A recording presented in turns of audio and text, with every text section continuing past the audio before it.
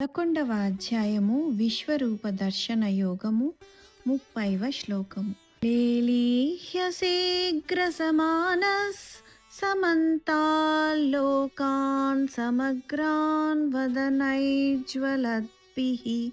తేజోభిరాపూర్య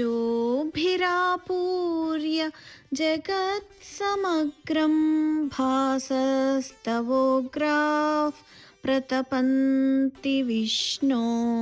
తాత్పర్యము: నీ యొక్క భయంకరమైన నాలుకలతో అన్ని దిక్కులా ఎన్నెన్నో ప్రాణులను గ్రసించి వేస్తూ నీ యొక్క ప్రజ్వలిత నోళ్లతో వారిని కబలించి వేస్తున్నావు.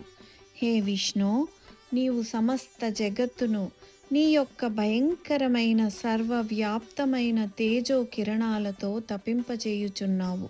వివరణ: భగవంతుడు సమస్త జగత్తును మహాశక్తులైన సృష్టి, స్థితి మరియు లయములచే నియంత్రిస్తూ ఉంటాడు.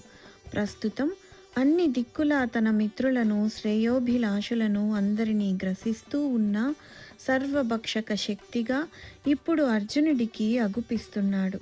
ఆ యొక్క విశ్వరూపములో భవిష్యత్తులో జరిగే సంఘటనల దివ్య దర్శనంలో, ప్రారంభం కానున్న యుద్ధములో తన శత్రువులు నిర్మూలించబడటం అర్జునుడు చూస్తున్నాడు. ఎంతోమంది తమ పక్షం వారు కూడా మృత్యువు పట్టులో ఉండటం గమనించాడు. తను చూసే అద్భుతమైన స్వరూపం వల్ల భయంలో బిగిసిపోయి అర్జునుడు తదుపరి శ్లోకంలో శ్రీకృష్ణుడి ఎదుట ప్రణమిల్లుతున్నాడు.